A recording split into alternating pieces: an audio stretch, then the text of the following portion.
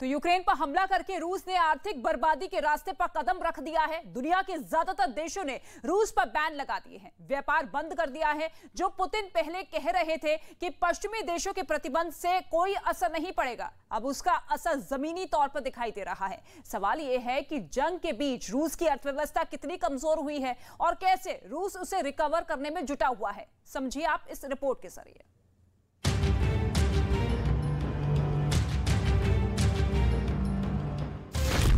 रूस और यूक्रेन जंग में बड़ा सवाल। युद्ध में रूस को कितना नुकसान? आर्थिक मोर्चे पर रूस कितना मजबूत? रूस में नौकरियों का क्या होगा? रूस में इस वक्त महंगाई कितनी है? रूस ने यूक्रेन को जितना कम करके आका, उससे ज्यादा उसे नुकसान हुआ है। एक तरफ जंग के मैदान में रूसी सेना संघर्ष करती दिख रही है, तो वहीं दूसरी तरफ रूस की अर्थव्यवस्था के हालात भी कुछ ठीक नहीं है, क्योंकि बड़ी बड़ी कंपनियों तक युद्ध की आंच पहुंची है और कारोबार ठप हो गया है। इससे लोगों की नौकरियों पर संकट खड़ा हो गया है। रूस के केंद्रीय बैंक ने 13,000 से ज्यादा कारोबार का सर्वे किया है। इससे पता चलता है कि कई लोगों को माइक्रोचिप्स, कार के पुर्जे, पैकेजिंग सामान, यहां तक कि बटन जैसे सामान देश में लाना मुश्किल हो गया है। कच्चे माल और पुर्जों की कमी की वजह से कुछ कंपनियों ने काम करना बंद कर दिया है। जापानी कार कंपनी टोयोटा ने रूस को कारों का आयात रोक दिया है। मैकडॉनल्ड्स और लिवाइस जैसे ब्रांड ने कामकाज बंद कर दिया है। एप्पल ने भी अपना काम रूस में बंद कर दिया है। भारतीय कंपनी इन्फोसिस ने भी काम बंद किया। इसके अलावा रूस में छोटी और बड़ी करीब 300 कंपनियां हैं जिन्हें अपना कारोबार बंद करना पड़ा है।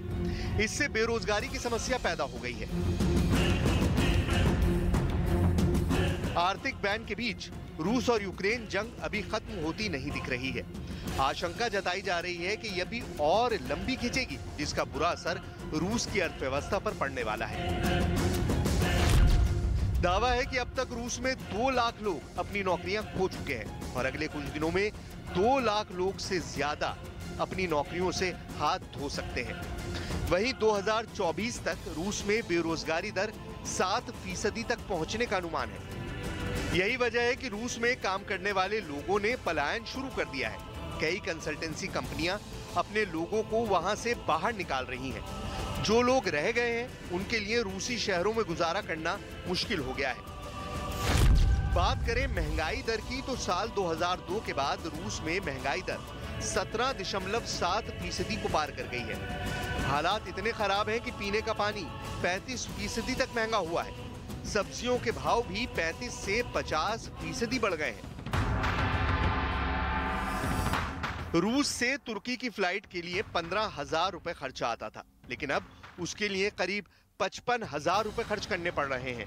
युद्ध की शुरुआत में आर्थिक बैन के वक्त रूस की सड़कों पर शॉपिंग मॉल्स के बाहर लंबी लंबी कतारें देखी गई थी। अब वो भीड़ छट चुकी है। अब सुपरमार्केट में चीजों को अच्छी तरह से स्टॉक कर लिया गया है। फर्क बस इतना है कि ये चीजें अब पहले से महंगी है। रूसी अर्थव्यवस्था की सबसे बड़ी ताकत उसका तेल और गैस है। वित्तीय संकट से बचने के लिए रूस जंग के बीच दुनिया भर के देशों को बेच रहा है। खुद यूरोपीय देश अपनी प्राकृतिक गैस का लगभग 40% रूस से ही खरीदते हैं। रूस इसके लिए डॉलर की बजाय रूबल में पेमेंट ले रहा है, ताकि गिरती अर्थव्यवस्था में रूबल को नियंत्रित करके संभाला जा सके। इस सब के बीच रूस पर संकट की तलवार लटक रही है। अगर यूरोपीय देशों ने रूसी तेल और प्राकृतिक गैस पर प्रतिबंध लगा दिया, तो उसकी अर्थव्यवस्था 20% तक सिकुड़ सकती है, जिसका असर अगले कुछ सालों में भयानक मंदी के रूप में रूस को देखना पड़ सकता है।